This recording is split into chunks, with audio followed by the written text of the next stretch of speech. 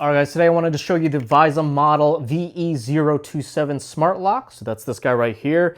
I'm going to show you how to install it, all the features that it comes with, including how to use the app. So this may be a good one for you if you're looking for all sorts of various ways to lock and unlock, including a fingerprint option, keypad. You can even use physical keys and physical key fobs. So I'm going to show you how to install the smart lock itself. First thing you really want to do is install the latch. Now it does come with this strike plate here, but if you have one already installed like I do for my old lock, you can actually just keep that. So that's what I'm going to do. So the next step after installing the strike plate would be to install the latch itself. So go ahead and just insert that here. Screw that in with the two screws. Okay, next you're going to take the exterior assembly. So that's the part with the fingerprint and keypad. And you're just going to insert that tailpiece into the slit in the latch. And then just route this wire right underneath the latch for now. And it should just stay there by itself for now. And you're going to take the mounting plate from the interior assembly. And as you can see, there's going to be a circle where you insert the tailpiece, a hole right underneath that where you route the wire, and then the two holes to the left and right of the circle. That is how you are going to screw in this mounting plate to the exterior.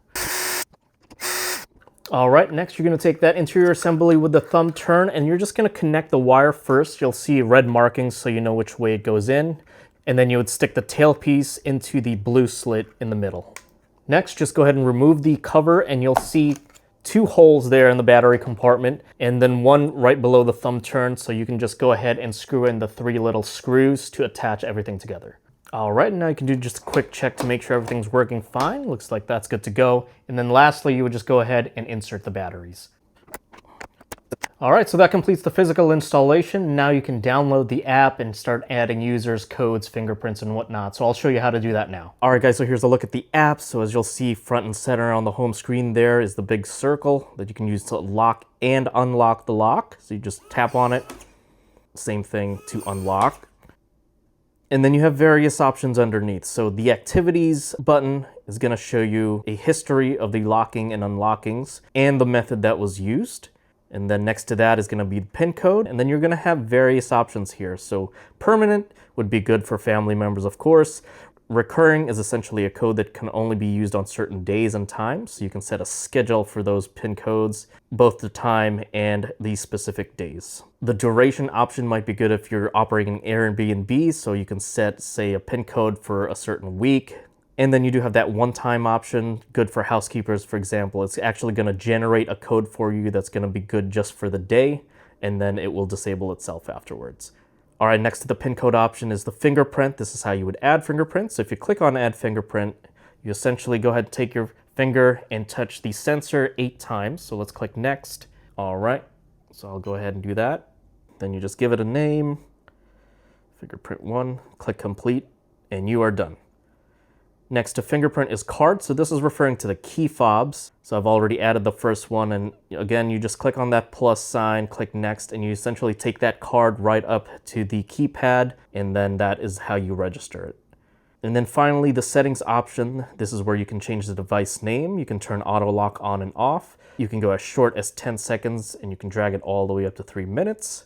And then you do have your away mode, which essentially only allows the lock to be unlocked using the master PIN code or the app. So if anyone's trying to, say, open the door using a key or fob or any of the user codes, it will sound an alarm. Sound settings, this is where you can turn the lock sound on and off. There's also lock language. You can change it to English or French. The master code, this is where you can change that. There's also a notification section, so you can get notified when it's locked or unlocked, or just one or the other. And then the one-touch locking option just gives you instructions on how to use that. So you basically hold any key on the touchscreen for 2 seconds, and you can lock the device from the outside. So very straightforward, very simple if that's what you are looking for. All right, so I just wanted to do a quick demonstration as well of all the locking and unlocking methods. So from the inside, you just have that thumb turn to lock and unlock. From the outside to unlock, go ahead and just click anywhere on the keypad to wake it up, then enter your numbers and then press on the check mark. Right below that, you have the fingerprint option. Nice and quick. You have the key fob option.